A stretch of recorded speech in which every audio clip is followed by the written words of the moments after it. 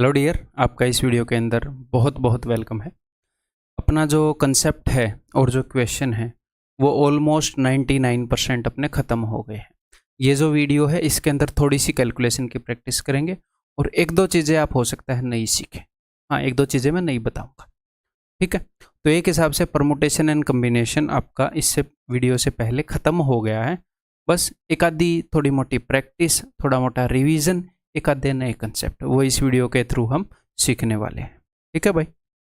चलिए स्टार्ट करते हैं। कुछ चीज़ें मैं आपकी रिवाइज करवाऊंगा। देखो, मैंने आपको पहले क्या बताया है कि जो परमुटेशन है, परमुटेशन का मतलब है, परमुटेशन का मतलब है सिलेक्शन एंड अरेंजमेंट। अगर मैं NPR बोल रहा हूं तो उसका मतलब है n चीज़ों में से r चीज़ों को पहले छाटेंगे।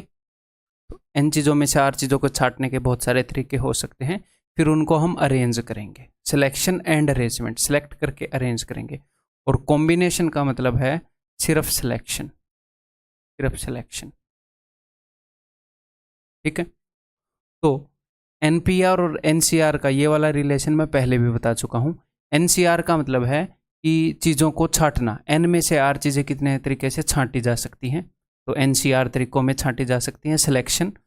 और फिर r चीज़ें कितने तरीकों में अरेंज की जा सकती हैं, एक रो में r फैक्टोरियल वेज में अरेंज की जा सकती हैं, n चीज़ें n फैक्टोरियल वेज में अरेंज की जा सकती हैं।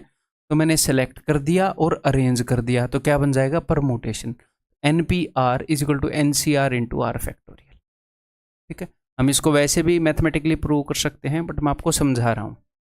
नेक्स्ट, ये चीज़ भी हम पहले कर चुके हैं कि NCR is equal to NCN minus R। अगर इन दोनों का सम n है, देखो, तो ये दोनों इक्वल होंगे। मैं कहना क्या चाह रहा हूँ कि 10C8 is equal to 10C2। अगर मेरे को 10 बच्चों की एक क्लास में से 2 बच्चों को छांट के दिल्ली भेजना है, या तो मैं उन 2 बच्चों को छांट लूँ जिनको दिल्ली भेजना है, या उन 8 बच्चों को छांट लूँ जिनको मैंने क्लास में ही रखना है, दिल्ली नहीं भेजना। बात तो एक ही है। मैं उनके नाम अनाउंस कर दूं कि भाई ये 2 बच्चे दिल्ली जाएंगे, या उनके नाम अनाउंस कर दूं कि कौन कौन दिल्ली नहीं जाएंगे, बात तो एक ही है। तो जितने तरीकों में आप 2 छांट सकते हो, उतने ही तरीकों में आप 8 छांट सकते हो। तो अगर ऊपर 10 है और तो अगर नीचे दोनों का सम भी 10 है, तो ये इक्वल होंगे। 10C8 is equal to 10C2, 10C7 is equal to 10C3, ठीक है। आप ऐसे कुछ भी कर सकते हो। 25C5 is equal to 25C20, इन दोनों का सम 25 है। क्लियर है भाई, ये भी हम पहले कर चुके हैं। नेक्स्ट, ये चीज़ें हमें याद रखने की ज़रूरत नहीं है, ये हमें समझनी है कि n चीज़ों में से अगर मैं 0 चीज़ें छाटूंगा तो उसके कितने तरीके हैं, उसका एक ही तरीका है। मैंने आपके सामने 10 टॉफ़ियाँ रख दी और मैंने आपको बोला कि 0 टॉफ़ियाँ छाटनी है, बताओ कितने तरीके हैं। एक ही तरीका है, एक भी टॉफ़ी मत छाटो, 0 टॉफ़ी निकल के बाहर निकल जाओ, बस ये एक ही तरीका है।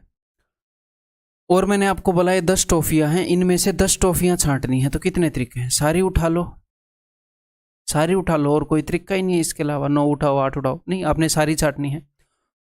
तो n में से 0 चीज़ सेलेक्ट कर लो या n में से n चीज़ें सेलेक्ट कर लो, इज इक्वल टू 1 ही होएगा। आप ऐसे भी देख सकते हो, ऊपर वाले फॉर्मूले से भी इस रिजल्ट को हम प्रोड्यूस कर सकते हैं। इन दोनों का सम क्या है, n, इन दोनों का सम क्या है, n है ना, ठीक है। आगे इनके ऊपर आप वो फॉर्मूले लगा सकते हो जो भी मैंने आपको बताए हैं, NPR के, NCR के, सेम रिजल्ट आएगा। बट यहाँ पर मैं आपकी अंडरस्टैंडिंग भी डेवलप करने की कोशिश कर रहा हूँ, ठीक है। NC1, n चीज़ों में से एक चीज़ छाटनी है। आपके सामने 10 अलग अलग टॉफ़ियाँ हैं, उनमें से कोई भी एक टॉफ़ी मैं आपको छाटने के लिए बोल रहा हूँ। कितने तरीकों में छाट सकते हो, n टॉफ़ियाँ हैं, तो उनमें से कोई एक उठाओगे, तो n तरीके हो सकता है। पहली उठाओ, दूसरी उठाओ, तीसरी उठाओ, कोई ना कोई एक उठाओगे तो n तरीके, ठीक है। तो NP0, n चीज़ों में से 0 चीज़ें छाट के अरेंज करनी है। तो 0 चीज़ें छाटने के कितने तरीके हैं, एक ही तरीका है, एक भी मत छाटो, एक भी मत अरेंज करो। तो NP0 is also equal to 1, ठीक है। NP1, n प्लेसेस या फिर n चीज़ों में से एक चीज़ छाट के अरेंज करनी है, ठीक है। तो कितने तरीके होंगे, या फिर इसको मैं थोड़ा सा और बेटर वे से बताऊं,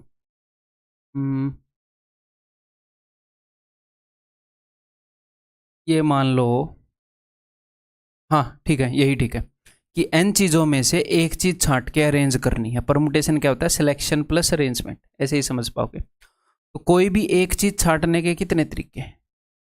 तो भाई n चीज़ें पड़ी हैं, उसमें से कोई भी एक चीज़ छांटने का कितना तरीके होंगे? n तरीके होंगे, ठीक है। अब उस एक चीज़ को कितने तरीकों में अरेंज कर सकते हो?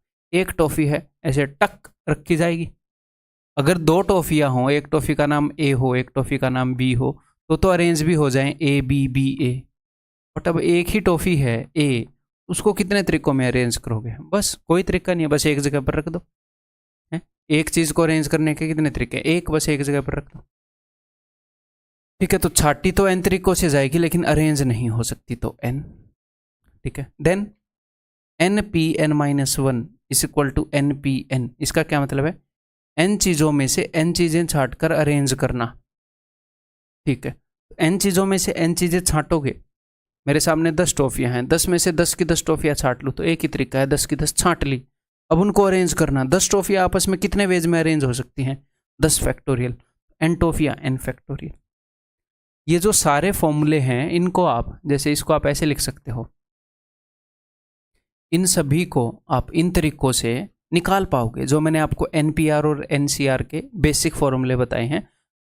मैं बस आपको ये बेसिक अंडरस्टैंडिंग से करवाना चाह रहा हूँ, अदरवाइज जनरली ये चीज़ें रटवा दी जाती हैं, मैं एक एक पकड़ के समझा रहा हूँ, ठीक।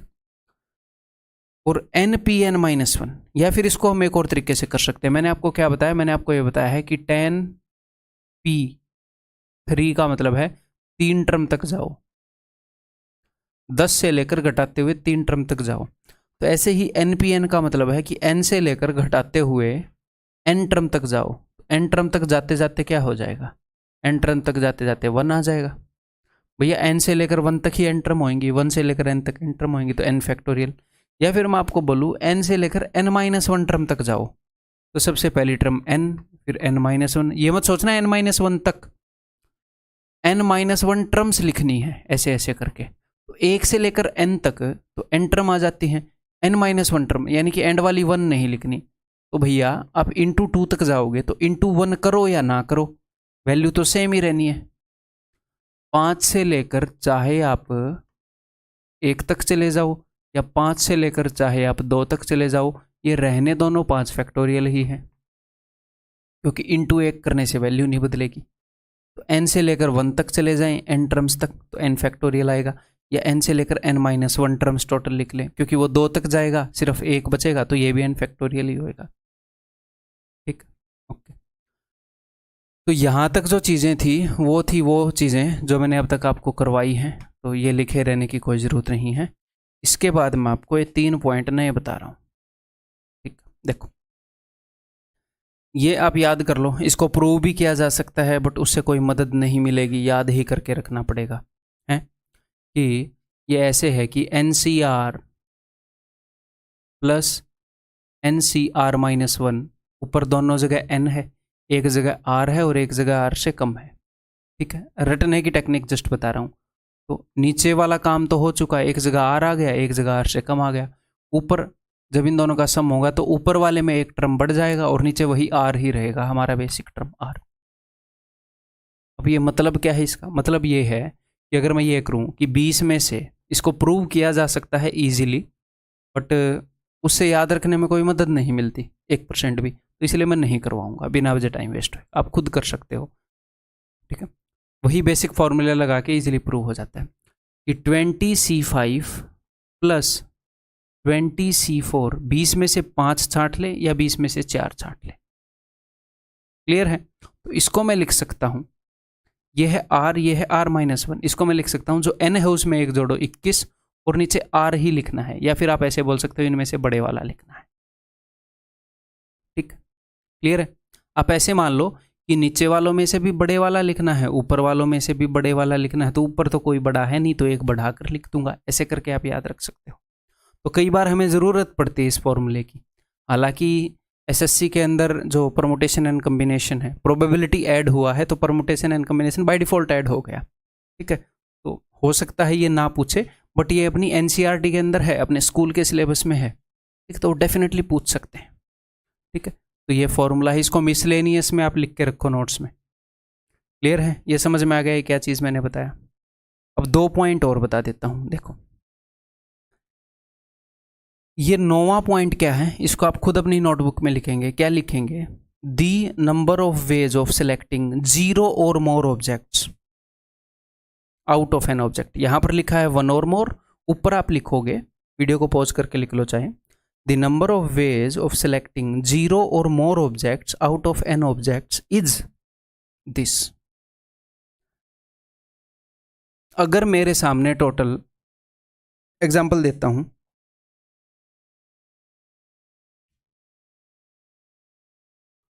अगर मेरे सामने टोटल 10 टॉफी हैं और 10 टॉफियों में से 10 टॉफी हैं मेरे सामने, 10 टॉफी में से मैंने 0 और मोर छांटनी है। मतलब मेरे पास क्या ऑप्शन है कि मैं एक भी टॉफी ना छांटूं, 0, या एक छांट लूं, या 2 छांट लूं, या सारी की सारी छांट लूं। मेरे पास सारे ऑप्शन है। तो मैं कितने तरीकों में ये काम कर सकता हूं? टोटल मेरे पास कितने ऑप्शन है? तो ये ऑप्शन है कि हो सकता है मैं 10 में से एक भी ना छांटूं, हो सकता है या तो ये होगा, या फिर क्या होगा, मैं 10 में से एक छांट लूंगा, या फिर क्या होगा, मैं 10 में से 2 छांट लूंगा, या फिर क्या होगा, मैं 10 में से 3 छांट लूंगा। ऐसे ही ये चलता रहेगा। मैं 10 में से 10 छांट लूंगा। मेरे पास ये सारी चॉइस है ना। तो कितने तरीकों से 0 या मोर ऑब्जेक्ट्स छांटे जा सकते हैं 10 ऑब्जेक्ट्स में से? क्लियर है? तो ये हो जाएगा, या का मतलब या तो ये होगा या ये होगा। मैंने बताया है मल्टीप्लीकेशन ऑफ एडिशन। तो 10C0 plus 10C1 plus 10C2 and so on 10C10। ठीक है। अब ये जो है ये इसके बराबर कैसे आ गया? 2n के बराबर। ये बताता हूं आपको। ठीक है, इसको एक और तरीके से कर सकते हैं। कैसे कर सकते हैं? देखो मेरे पास ये पहली टॉफी पड़ी है T1, यहाँ पर है T2, यहाँ पर है T3, यहाँ पर है T4, ऐसे ऐसे करके T10। ठीक है, तो देखो ये जो पहली टॉफी है इसके साथ क्या क्या हो सकता है? या तो मैं इसको छांट लूंगा या नहीं छांटूंगा। इसके साथ 2 काम हो सकते हैं, 2 ही काम हो सकते हैं। या तो मैं इसको छांट लूंगा या नहीं छांटूंगा। तो टोटल 2 तरीके से इसको ट्रीट किया जा सकता है। या तो मैं छांट लूंगा या नहीं छांटूंगा, 2, एक छांटा एक नहीं छांटा। ठीक, इसको भी 2 तरीके से ट्रीट किया जा सकता है। या तो मैं छांट लूंगा या नहीं छांटूंगा, या तो मैं छांट लूंगा या नहीं छांटूंगा, एंड सो ऑन। तो 10 टॉफियां हैं, तो 2 इंटू 2 इंटू 2, 10 बार 2^10। तो मैंने सेम काम को 2 तरीके से किया। ये भी मैंने सेम काम किया है, 0 या उससे ज्यादा ऑब्जेक्ट छांटे हैं मैंने। देखो हो सकता है मैं 9 टॉफियों को नहीं छांटूं और 10वीं को छांट लूं, एक टॉफी छट गई। हो सकता है मैं पहली 3 को ना छांटूं, चौथी के बाद वालियों को ना छांटूं, सिर्फ इसको छांटूं, तो एक छट गई, चौथी वाली। ठीक है, हो सकता है 3 को मैं छांट लूं, बाकियों को ना छांटूं। तो मैंने वही चीज कैलकुलेट कर ली कि 0 और मोर ऑब्जेक्ट्स सेलेक्ट करने के कितने तरीके हैं। तो 2^10 तरीके हैं। या तो उनको मैं ऐसे देख लूं या उसको मैं ऐसे देख लूं, बात मैं एक ही देख रहा हूं, तो मैं इसको इक्वेट कर सकता हूं। आप इसको सॉल्व करोगे तो भी यही आएगा। तो यहां पर फिर क्या हुआ? यहां पर फिर एक फॉर्मूला बन गया। ठीक है, क्लियर है? फिर क्या हुआ? एक फॉर्मूला बन गया, यही चीज लिखी हुई है। मैंने n की जगह 10 टॉफी का एग्जाम्पल ले लिया कि NC0, n ऑब्जेक्ट्स में से 0 या उससे ज़्यादा ऑब्जेक्ट छांटना। तो हो सकता है जो फर्स्ट ऑब्जेक्ट है उसको मैं छांटूं या ना छांटूं, 2 चॉइस है। जो सेकंड ऑब्जेक्ट है छांटूं या ना छांटूं, 2 चॉइस है। ऐसे ही जो nth ऑब्जेक्ट है छांटूं या ना छांटूं, 2 तरीके में इसको डील किया जा सकता है। तो टोटल 2^n तरीकों में डील किया जा सकता है। इतने तरीकों में सिलेक्शन हो सकता है ऑब्जेक्ट्स का। ठीक है, तो n में से 0 और मोर ऑब्जेक्ट्स छांटना। NC0, 0 छांट लिया, 1 छांट लिया, 2 छांट लिया, 3 छांट लिए, 4 छांट लिए, या n के n छांट लिए, that is equal to 2^n। मैं आपको डायरेक्ट भी रटवा देता, लेकिन मैंने दोनों चीजें बता दी, अब ज्यादा दिनों तक याद रहेगा। अब यहीं पर अगर एग्जामिनर बोल रहा है the number of ways of selecting 1 और more objects out of n objects, कि 1 और मोर ऑब्जेक्ट यानी कि 0 ऑब्जेक्ट छांटने का ऑप्शन नहीं है अपने पास, वन और मोर छांटने हैं, तो वन और मोर छांटने के कितने तरीके होंगे? पहला हो सकता है मैं 1 छांट लूँ, मैं 2 छांट लूँ, मैं 3 छांट लूँ, मैं 4 छांट लूँ, मैं सारे के सारे छांट लूँ NCN। तो क्या तरीके आएंगे? तो आएंगे NC1, वन और मोर,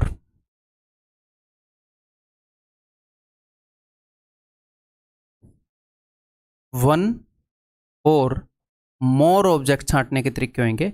हो सकता है मैं n में से 1 छांट लूँ, या मैं 2 छांट लूँ, या मैं 3 छांट लूँ, या मैं ऐसे आगे बढ़ता जाऊँ n में से n छांट लूँ। ठीक है, अब मुझे इतना पता है क्या कि भैया इस चीज़ की वैल्यू NC0, NC1, NC2 इन सब की वैल्यू है 2n। ठीक है, लेकिन मुझे निकालनी है सिर्फ इस चीज़ की वैल्यू। ठीक है, तो क्यों ना मैं इसको उधर भेज दूँ, इसको मैं उधर भेज देता हूँ, और NC0 की वैल्यू होती है 1। ठीक है, पहले मैं आपको बता चुका हूँ 1, तो ये उधर जाकर घट जाएगा, तो 2n - 1, 2n - 1।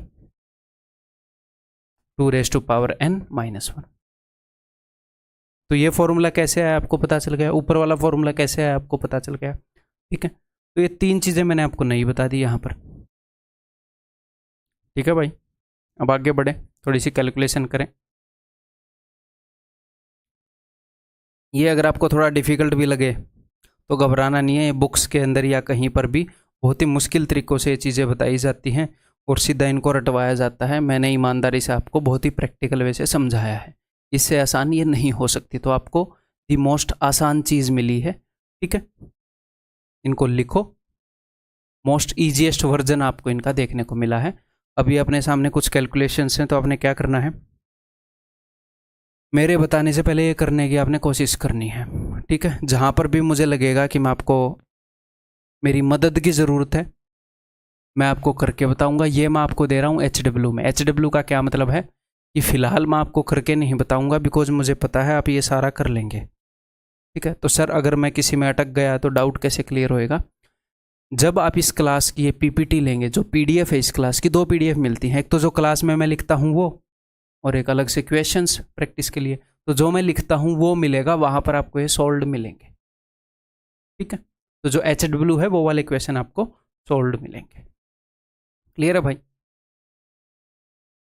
नेक्स्ट, इनमें जो जो भी आप कर सकते हो वो मैं देख लेता हूँ। आप कर ही लोगे, कर लोगे, कर लोगे, कर लोगे, ये भी कर लोगे, कर लोगे, ये भी कर लोगे। तो ईजिली आप 16 तक तो कर ही लोगे। मैं 17 और 18 में खुद आपको यहाँ पर बता देता हूँ, बाकी सब HW है।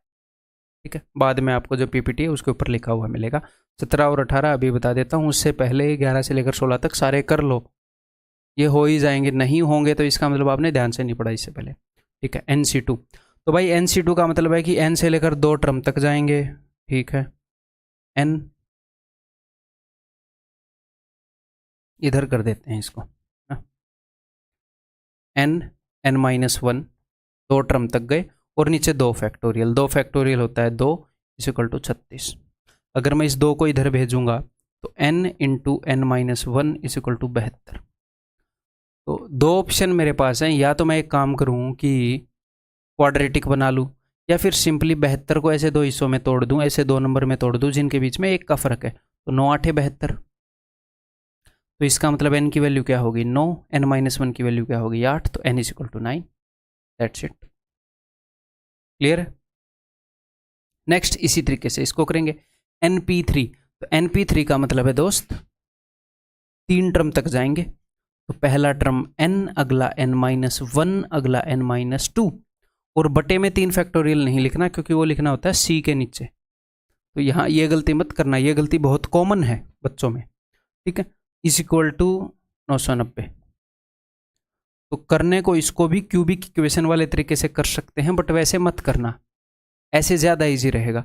इसको ऐसे 3 नंबरों में तोड़ने की कोशिश करें जो तीनों कंजिक्यूटिव हैं, n, n-1, n-2। तो आप इजीली देख सकते हो, 0 यानी कि 10 और 99 यानी कि 9 × 11, तो 9 × 10 × 11 है ये।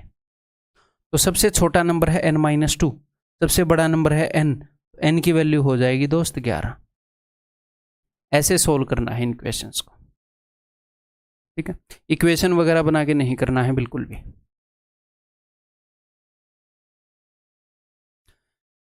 देखते हैं कौन कौन से कर लोगे आप। ठीक है, NC1 NC2, तो सिलेक्टिंग वन और मोर ऑब्जेक्ट्स, मैंने बताया 2⁻n-1। ठीक है, तो इसकी वैल्यू हो जाएगी 2⁻n-1। अगर यहाँ पर जीरो भी होता है NC0 तो 2⁻n होता है, पहले हम कर चुके हैं, = 511। ठीक है, इट इम्प्लाइज दैट 2⁻n = 512, और 512 होता है 2 की पावर 9, यानी कि n = 9। बहुत ही simple. Okay, for what value of n this = 570, ये भी करने की कोशिश करते हैं भाई। चलिए,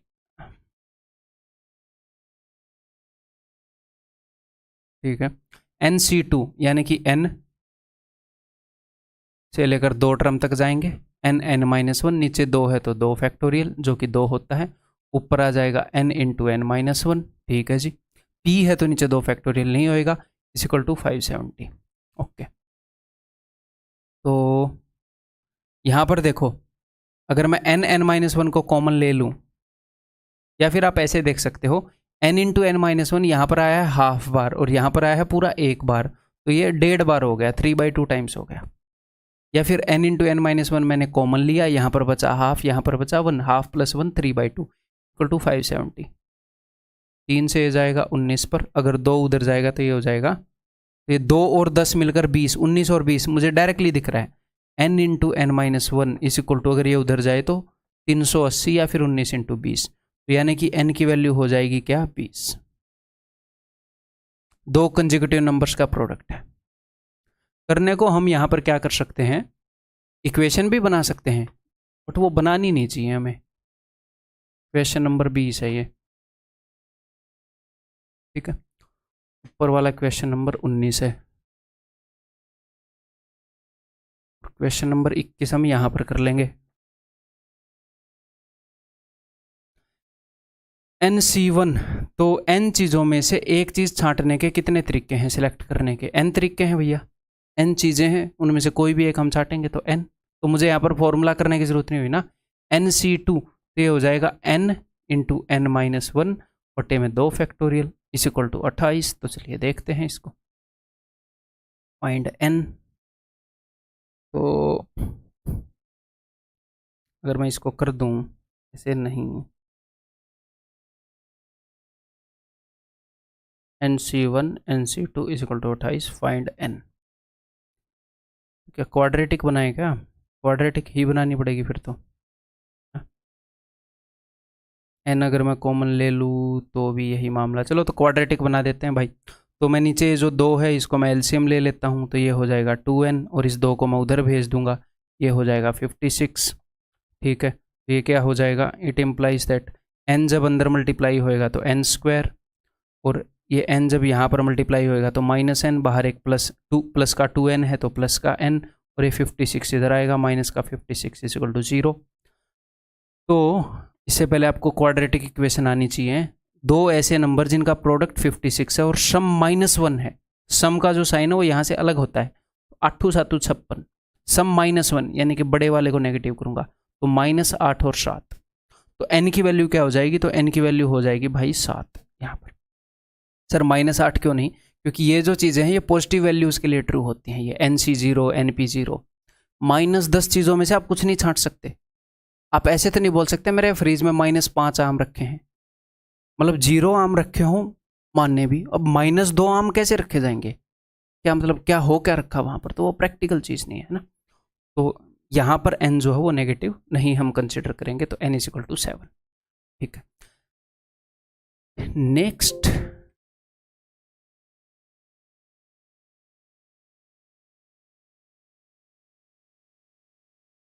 ओके, तो अब हमने 21वां कर लिया, अब हम 22वां करते हैं भाई आगे। 4C2 5C2 6C2 7C2 8C2 = what, तो आप इजीली कर लोगे। तो 4C2 यानी कि 4 × 3 2 टर्म तक और बटे में 2, तो 4 × 12 बटे 2 6, 5 × 4 20 बटे 2 10, 6 × 5 30 बटे 2 15, 7 × 6 बटे 2, तो 6 को 2 से डिवाइड करूंगा, 2 3 6 21, 8 इंटू 7 56/2 28, इन सबको जोड़ना है बस। ये जोड़ तो आप इजीली लोगे, तो ये हो जाएगा भाई 2 2 4 और एक 5 और एक 6 60, 6 और 5 11 और एक 12 और 8 20, 60 और 20 80, तो इजीली कर देंगे हम, हमें और कुछ करने की ज़रूरत नहीं है। 5C3, मन ही मन में इसको ऐसे देखो, 3 टर्म तक जाना है, 5 इंटू 4 इंटू 3 और बटे में 3 फैक्टोरियल होगा, 3 और 2 बटे में 3 फैक्टोरियल होगा, ठीक है। तो 3 से 3 कट गया, तो 5 चौके 20, या फिर इसको आप ऐसे देखो 5C3 है तो 5C2 देख लो, ऐसे तो देख ही सकते हो 5C2, 3 और 2 का सम 5 है तो 5C2 तो 10 होता है, 5 इंटू 4/2। तो कैलकुलेशन में आप ऐसे भी मदद ले सकते हो। अब 6C3, तो ऊपर तो 3 होंगे, 6 5 और 4, और 3 फैक्टोरियल 6 होता है, नीचे एक 6 होगा, तो देखो 6 5 4 नीचे 6 है, तो 5 और 4 बच गए सिर्फ। 7 6 3, सॉरी 3 तक जाना है, 7 6 5 और नीचे 6 है, 6 से 6 गया, 7 5 35। 8C3, 8 7 6 और नीचे भी 6 6 से 6 गया, 8 7 56, ये आप इजीली कर लोगे आगे। क्लियर है? कितना हो गया सम? 5 और 3 8 और 2 10 और 1 11, 110 और 6 और 5 11, 110 और 11 121। क्लियर है? समझ में आ गई बात?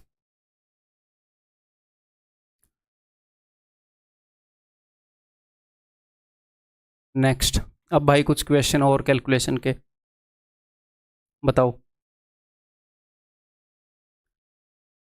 1/6 factorial plus 1/7 factorial is equal to x/8 factorial. तो हम एक चीज़ को बहुत ज़्यादा यूज़ करेंगे यहाँ पर, जैसे 5 फैक्टोरियल है, ये होता है 5 इंटू 4 इंटू 3 इंटू 2 इंटू 1। तो इसको मैं ऐसे लिख सकता हूँ 5 इंटू, ये जो चीज़ है ये क्या है, ये 4 फैक्टोरियल है, तो 5 इंटू 4 फैक्टोरियल, ये मैं पहले ही बता चुका हूँ। या फिर इसको मैं ऐसे भी लिख सकता हूँ 5 इंटू 4, ये आगे क्या है, ये 3 फैक्टोरियल है, तो इंटू 3 फैक्टोरियल। मतलब मैं कहीं पर भी इस चेन को रोक कर अगले नंबर पर फैक्टोरियल लगा सकता हूँ, यानी कि मैं n फैक्टोरियल को ऐसे लिख सकता हूँ n इंटू n-1 फैक्टोरियल, क्योंकि n से लेकर 1 तक की गुणा होनी थी, तो मैं गुणा लिखने लगा n इंटू n-1, फिर मेरा दिल में आया कि उस बाकी की सारी गुणा को मैं फैक्टोरियल के टर्म में लिख दूँ। मैं इसको ऐसे भी लिख सकता हूँ, मतलब मेरा दिल करेगा मैं वहाँ पर रुककर फैक्टोरियल लगा दूंगा कि भाई इसके बाद 1 तक की गुणा, ठीक है। तो ऐसे हम कर सकते हैं। या फिर आप ऐसे भी बोल सकते हो कि 8 into 7 factorial is equal to, तो 7 फैक्टोरियल यानी कि 1 से लेकर 7 तक की गुणा, और गुणा में 8 और कर दिया, तो 1 से लेकर 8 तक की गुणा हो गई है, तो अच्छा ये तो 8 फैक्टोरियल हो गया, ठीक है। तो बेसिक सी बात है, तो इस चीज़ को बार बार यूज़ करेंगे। तो देखते हैं यहाँ पर इसको कैसे सोल्व करेंगे। 1/6 फैक्टोरियल प्लस 7 फैक्टोरियल को मैं लिख सकता हूँ 7 इंटू 6 फैक्टोरियल, ओके। और 8 फैक्टोरियल को मैं लिख सकता हूँ 8 इंटू 7 इंटू 6 फैक्टोरियल। अब तीनों जगह से हम फैक्टोरियल काट सकते, 6 फैक्टोरियल काट सकते हैं, ये लो। अब यहाँ पर क्या आ गया, 1 प्लस 1/7 यानी कि 8/7 इज इक्वल टू x बटे में 8 इंटू 7, तो 7 से 7 गया, इट इम्प्लाइज दैट x इधर आएगा, 64 इज इक्वल टू x, यानी कि x is equal to 64, option C. अगला क्वेश्चन कर लोगे ऐसे ही? विल यू डू द अगला क्वेश्चन ऐसे ही अगर मैं दूं?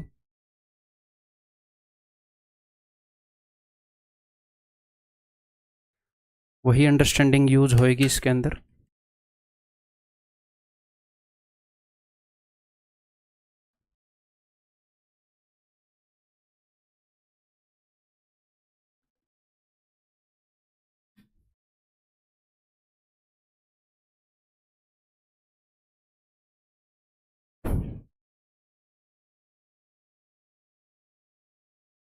Find the value of n such that np5 is equal to 42 into np3, ठीक है, and n is greater than 4, ठीक है जी। तो np5 का क्या मतलब है, इसको आप कई तरीकों से कर सकते हो, मैं आपको बताता हूँ।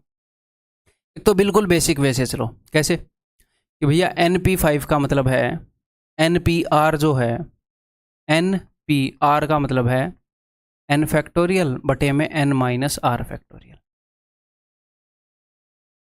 है, ये आपको पता होना चाहिए। ये भी मैंने आपको NPR सोल्व करने का तरीका बता दिया कि R टर्म्स तक जाओ, लेकिन ये भी पता होना चाहिए जो NCR है उसमें क्या होता है, बस एक R फैक्टोरियल एक्स्ट्रा आता है,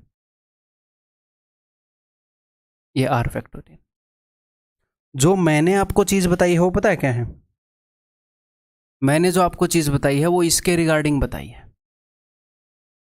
जब आप n से लेकर R टर्म तक जाते हो तो होता क्या है, यहाँ पर ऊपर n फैक्टोरियल है, n फैक्टोरियल n-1 n-2 ऐसे आता है, n-r से n-r कट जाता है, तो जो चीज़ बच जाती है वो मैंने आपको बता दी। तो देखो मैंने नीचे वाले में क्या बोला है कि R टर्म तक जाओ, अगर C हो तो नीचे एक R फैक्टोरियल भी लिख दो। NCR में NPR वाला तो है ही है, एक्स्ट्रा एक R फैक्टोरियल भी है। NPR में ये है, बस इसको लिखने का इजी तरीका मैंने आपको बता रखा है, तो ये फॉर्मूला भी याद होना चाहिए और वो इजी तरीका भी हम यूज कर सकते हैं, दोनों तरीकों से कर सकते हैं, दोनों से मैं करके दिखाऊंगा, ठीक है। तो देखो इसको मैं लिख सकता हूं n फैक्टोरियल बटे में n-5 फैक्टोरियल, ठीक है।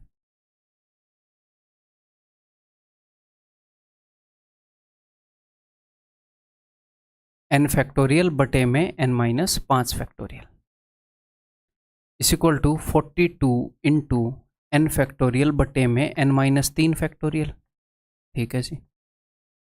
इट इम्प्लाइज दैट, अब देखो इसको मैं कैसे लिख सकता हूँ, ऊपर तो n फैक्टोरियल से n फैक्टोरियल कट जाएगा, हाँ जी। नीचे अब मुझे एक बात बताओ, n-3 बड़ा है या n-5 बड़ा है?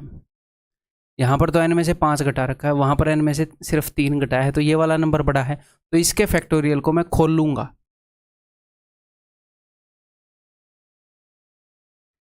n-3 फिर इससे एक छोटे वाला नंबर, हम ऐसे ही करते हैं ना, n फैक्टोरियल को कैसे लिखते हैं, n फिर इससे एक छोटे वाला नंबर n-1 फिर इससे एक छोटे वाला नंबर n-2, और हमारा दिल करता है वहाँ पर फैक्टोरियल हम लगा सकते हैं, तो वही n-3 n-4 अगला नंबर है n-5 और यहाँ पर मैंने फैक्टोरियल लगा दिया। क्यों? क्योंकि ये कटेगा, मैं इसको काटना चाह रहा हूँ, ठीक है, तो ये कट गया आपस में। अब मैं इसको इधर ले आऊँगा, इट इम्प्लाइज दैट, बाकी आप यहीं पर देख पाओगे। देखो मैं सारी स्टेप आपको लिख कर बताऊंगा ताकि आप समझो, इनमें से काफ़ी स्टेप आपकी स्किप हो जाएंगी आगे, ठीक है। तो इस 42 को मैं तोड़ रहा हूँ ऐसे दो नंबर में जो कि कंजिक्यूटिव नंबर हैं, जिनमें सिर्फ एक का गैप है, एक n-3 एक n-4 है, तो 7×6 = 42 सीधा सीधा हमें दिख रहा है। बड़े वाला नंबर कौन सा है, n-3 बड़ा है या n-4? सर n-3 बड़ा है, तो यानी कि इसकी वैल्यू है 7, तो n की वैल्यू क्या हो जाएगी, कितने में से 3 घटाऊं कि 7 आए, 10, n = 10। वैसे यहाँ पर क्वाड्रेटिक इक्वेशन बननी थी, दो वैल्यूज आनी थी, एक शायद 4 से छोटी आ जाती तो उसको हम क्या करते, उसको हम नहीं लेते, एक 4 से बड़ी आ जाती, वो डायरेक्टली हमने देख ली, ठीक है। तो n = 10, तो दैट इज ऑप्शन ए, ठीक है। अदरवाइज करने को आप ऐसे भी कर सकते हो जो मैंने आपको बताया, बिल्कुल बेसिक, बट हमें ये आना चाहिए फॉर्मूला। कई बार क्या होता है कि इसी से बनता है क्वेश्चन। मैंने क्या बताया कि 5 टर्म तक लेकर जाओ, तो आप इसको ऐसे लिखो, n × n-1 × n-2 × n-3 × n-4, कितने टर्म हो गए, 5 हो गए, 1 2 3 4 5 = 42 इंटू, फिर मैंने बताया 3 टर्म तक लेकर जाओ बस, n × n-1 × n-2।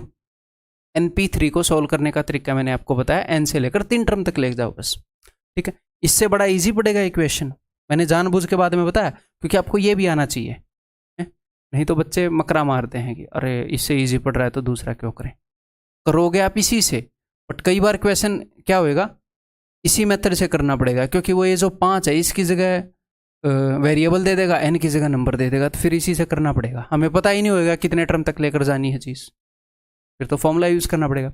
अब आपको डायरेक्टली दिख रहा है कि n-3 × n-4 = 42, तो 42 को ऐसे दो नंबर में तोड़ना है कि दो कंजिक्यूटिव हों, 6 और 7, फिर आपको पता है कि इसकी वैल्यू 7 है, तो n की वैल्यू 10 है, कितना इजीली आ गया।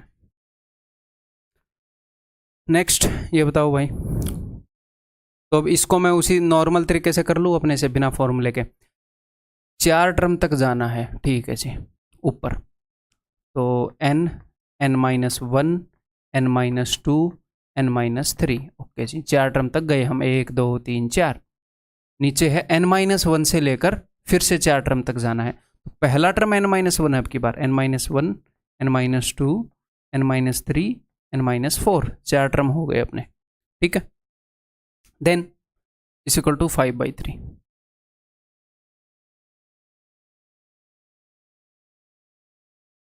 ये कट गए तीनों, n/में n-4 is equal to this. तो ऊपर वाले टर्म और नीचे वाले टर्म आप इनको क्रॉस मल्टीप्लाई करके भी सोल्व कर सकते हो, इजीली n की वैल्यू आ जाएगी, लेकिन वैसा करने की ज़रूरत नहीं है। ऊपर वाले और नीचे वाले टर्म में 4 का फर्क है ना, रेशियो में कितने का फर्क है, रेशियो में 2 का फर्क है, तो क्यों ना मैं इसको डबल कर दूं, 2 5 10, 2 3 6, फर्क भी तो डबल हो जाएगा, सब कुछ डबल हो जाएगा, फर्क 4 का हो जाएगा, देखो 4 का हो गया। अब मैं डायरेक्टली कंपेयर कर सकता हूं, n इज इक्वल टू 10 या फिर n-4 इज इक्वल टू 6, तो 4 उधर जाएगा, n इज इक्वल टू 10, ठीक, क्लियर है भाई। नेक्स्ट, ये भी इजीली हम कर सकते हैं, वैसा ही क्वेश्चन है, बट मैं बता दूंगा आपको, फिर भी बड़ा दिल है मेरा। 3 टर्म तक जाना है, n-1 into n-2 into n-3, और बिकॉज p है तो नीचे बटे में 3 फैक्टोरियल मत करना, कई बच्चे वो कर देंगे फिर पछताएंगे, डिवाइडेड बाई नीचे 4 टर्म तक जाना है, n into n-1 into n-2 into n-3, 4 term तक में गया, इक्वल टू 1/9,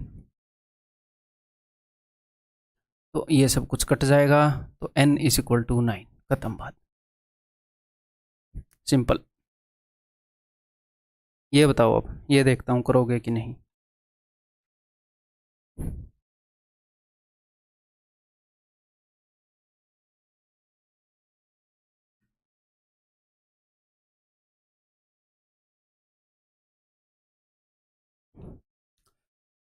तो यहाँ पर मुझे ये नहीं पता कि r की वैल्यू क्या है, तो मुझे कितने टर्म तक जाना है, तो अब यहाँ पर फॉर्मूला यूज़ करना पड़ेगा, ठीक है, कर लेंगे। तो देखो 5 इंटू, फॉर्मूला क्या है, n फैक्टोरियल बटे में n-r फैक्टोरियल, p के लिए है ना, अगर c होता तो एक और r फैक्टोरियल लिखता मैं, ठीक है। तो 4 फैक्टोरियल बटे में 4 - r फैक्टोरियल इस इक्वल टू 6 इंटू, ये हो जाएगा 5 फैक्टोरियल बटे में क्या होता है n - r फैक्टोरियल, यानी कि 5 - r + 1, 5 में से मैंने घटाया है r - 1 को, 5 में से मैंने क्या किया है, r - 1 को घटाया है, तो 5 - r + 1, तो 5 और 1 6 - r फैक्टोरियल, ठीक। अब इसको मैं कैसे लिखूंगा, देखो एक और बात, देखो 5 और 4 फैक्टोरियल की गुणा करने से क्या होता है, ये बन जाता है 5 फैक्टोरियल, है ना, 5 × 4, तो मैंने 5 फैक्टोरियल से 5 फैक्टोरियल काट दिया, ठीक है। अब मुझे एक बात बताओ भाई, इन दोनों में से बड़ा कौन सा है, 4 - r बड़ा है या 6 - r बड़ा है, बताओ।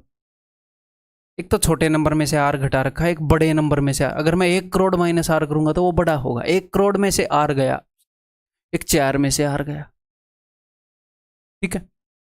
तो वैसे यहाँ से एक बात तो पता चल गई, r जो हो 4 से छोटा होएगा क्या, 4 - r 3 ही होएगा, फिर इसका उत्तर देखते हैं। तो ये बड़ा है, तो मैं क्या करूंगा, जो भी बड़ा है उसके फैक्टोरियल को खोल लूंगा, अभी आपको समझ में आएगा।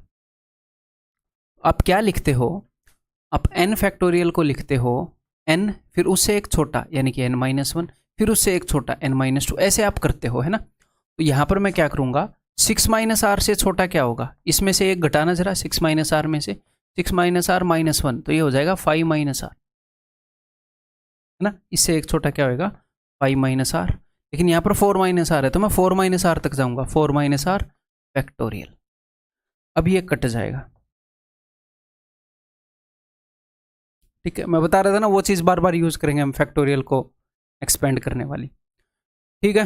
अब इस चीज़ को मैं इधर लेकर आ रहा हूँ, इट इम्प्लाइज दैट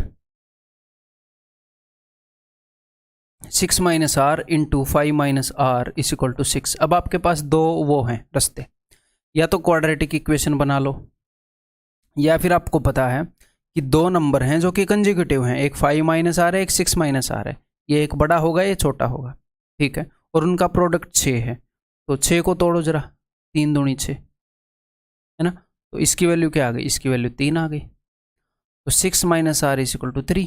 देयरफॉर 6 में से क्या घटाऊं कि 3 आए, 3 घटाना पड़ेगा, R is equal to 3। Option B. ठीक, क्लियर है। ये बताओ भाई, ठीक उसी तरह का क्वेश्चन है। 5PR यानी कि 5 फैक्टोरियल बटे में 5 minus R factorial is equal to 2 into 6 factorial बटे में 6 में से इसको घटाऊंगा तो 6 minus R, minus minus plus हो जाएगा, यानी कि 7 माइनस आर फैक्टोरियल। अब प्रैक्टिस के बाद आप डायरेक्टली ये करने के एबल होने चाहिए। देखो इस 6 फैक्टोरियल को तो मैं ऐसे लिख सकता हूँ 6 इंटू 5 फैक्टोरियल है, तो 5 फैक्टोरियल से 5 फैक्टोरियल को काट दूं। ठीक है जी, अब ये हो गया 1 बाई, अब मुझे पता है 7 माइनस आर बड़ा है। ठीक है, ऊपर है 2 छिके 12, इसको मैं लिखूंगा 7 minus R into 6 minus R into 5 minus R. अब ये 5 माइनस आर फैक्टोरियल से ये गया। ठीक है, अब मुझे पता है इसको उठाकर यहाँ लाऊंगा, इज इक्वल टू 12 करूँगा, यानी कि 2 ऐसे नंबर हैं जिनका प्रोडक्ट 12 है और वो कंजिक्यूटिव नंबर हैं। तो 12 को तोड़ दिया जाए तो 12 हो जाएगा 4 तिये 12, तो यानी कि ये वाला नंबर 4 है, ये वाला नंबर 3 है। अब 7 में से कितने घटाऊँ कि 4 आए, 3। 6 में से कितने घटाऊँ कि 3 आए, 3। तो R is equal to 3, option है। ठीक है, क्लियर है। फिर से वैसा इक्वेशन, तो क्यों ना ये मैं HW में दे दूं आपको, या फिर मैं करवा ही देता हूँ, क्यों ज़्यादा HW दिए। अगर आप इसको खुद कर लो तो इसको स्किप कर देना, देखने की ज़रूरत नहीं है, क्योंकि बिल्कुल वैसा ही है जो बंदा कर ले खुद। 5PR 5 फैक्टोरियल बटे में 5 minus R factorial is equal to 6 factorial बटे में 6 माइनस आर प्लस 1, यानी कि 7 माइनस आर फैक्टोरियल। ये तो उनसे भी ईजी है शायद। अब 6 फैक्टोरियल को मैं कैसे लिख सकता हूँ, 6 इंटू 5 फैक्टोरियल, तो 5 फैक्टोरियल से काटूंगा तो सिर्फ 6 बच जाएगा यहाँ पर। ठीक, तो इसको मैं लिख सकता हूँ 1/5 माइनस आर फैक्टोरियल, ये हो जाएगा 6/7 minus R, 6 minus R into 5 minus R factorial, ये कट जाएगा। अब मुझे पता है क्या, इसको मैं उठाकर इधर ले आऊँ, इज इक्वल टू 6 होगा, यानी कि 2 ऐसे नंबर कंजिक्यूटिव नंबर जिनका प्रोडक्ट 6 है, यानी कि 3 दूनी 6, 3 दूनी 6, तो ये हो जाएगा 3 और ये हो जाएगा 2। 7 में से कितने घटाऊंगी, 3 आए, 4। 7 minus 4 is equal to 3, R की वैल्यू 4 है, ऑप्शन बी। नेक्स्ट, बताओ। अब करने को तो इसको भी आप वैसे कर सकते हो, कैसे, जैसे हम पिछले क्वेश्चंस को कर रहे थे, लेकिन मैंने आपको एक चीज़ बताई थी क्या, कि tan C2 is equal to tan C8,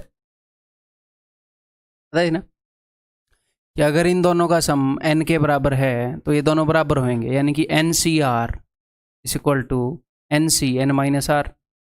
ठीक है, तो अगर ये दोनों बराबर हैं, ये 9 है ये 8 है, तो इन दोनों का सम क्या है, 17। 17C9 is equal to 17C8। यहाँ से आप डायरेक्टली बोल सकते हो भैया अगर ये बराबर हो गए तो इसका मतलब क्या है, 17C9 is equal to 17C8, ऊपर वाला 17 है। ये तभी बराबर होते हैं, n में से कुछ छाटे, n में से कुछ छाटे, वो तभी बराबर होते हैं कब, या तो ऐसे बराबर होंगे tan C2 is equal to tan C2। अब आपको पता है दोनों जगह 2 तो है नहीं, अलग अलग नंबर है, ऊपर सेम नंबर है n, तो तभी बराबर होएगा जब इन दोनों का सम n हो। ठीक है, 9 और 8 17, यानी कि ऊपर 17 पक्का, तो n की वैल्यू आपको 17 पता चल गई, n इज इक्वल टू 17। तो अब 17C17, 17 चीज़ों में से 17 चीज़ें छांटें, एक ही तरीका है, सारी की सारी छांट लो, ऑप्शन बी। तो इस क्वेश्चन को आप मेंटली कर सकते थे या मेंटली कर सकते हो, ठीक है, या फिर इसको कन्वेंशनल वे से भी हम जा सकते हैं। कैसे, देखो NC9 को मैं कैसे लिखूं, n फैक्टोरियल बटे में n माइनस 9 फैक्टोरियल बटे में 9 फैक्टोरियल, इसको मैं लिखूंगा। अब C है तो नीचे 9 फैक्टोरियल लिखना पड़ेगा, n माइनस 8 फैक्टोरियल। C का फॉर्मूला एक बार रिवाइज करवा देता हूँ, ये तो p में भी आता है, c में एक एक्स्ट्रा r फैक्टोरियल आता है, ठीक है। तो देखो इससे ये कट जाएगा, इट इम्प्लाइज दैट अब n-9 बड़ा है ना, तो इसको मैं लिखूंगा, एक्सपेंड करूंगा ऐसे, और 9 बड़ा है तो 9 को मैं लिखूंगा ऐसे, ठीक है। Is equal to 1/n-8 factorial into 8 factorial. तो अब देखो ये कट जाएगा, ठीक है भाई। तो ये दोनों उठकर उधर जाएंगे, ठीक तो किया है ना? कुछ ना कुछ तो गड़बड़ करी है। n-8 बड़ा होगा ना, n-9 बड़ा मान लिया मैंने, गड़बड़ करी भैया, गड़बड़ करी। देखो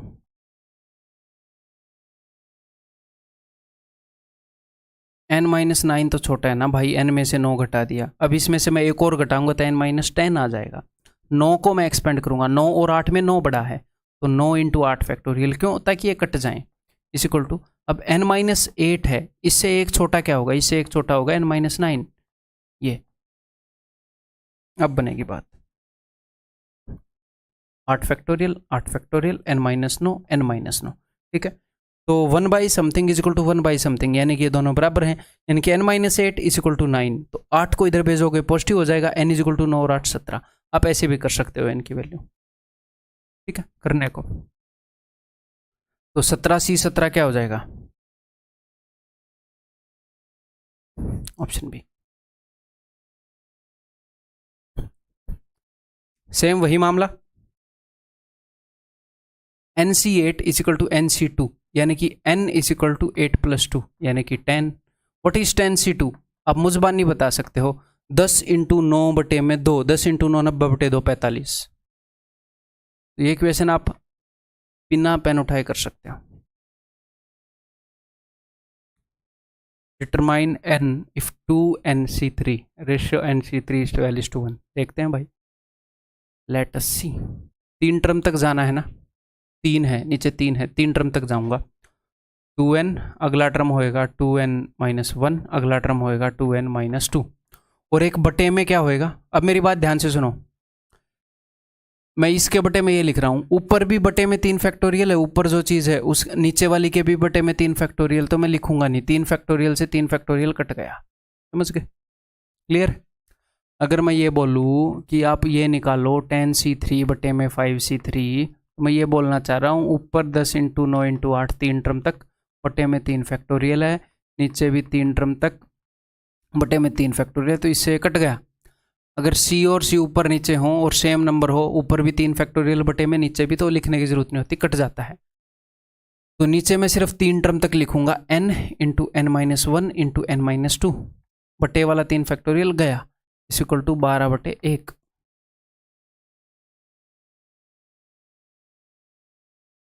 अब n-1 से मैं इसको काट सकता हूँ, अगर मैं 2 कॉमन लूँ तो ये 2 पर जाएगा है, और कुछ बच रहा है, तो 2 दूनी 4 × 12, 2 दूनी 4 × 12, ठीक है। तो अब इसको उधर भेज देते हैं, तो इधर है 2n-1 is equal to 3n-6।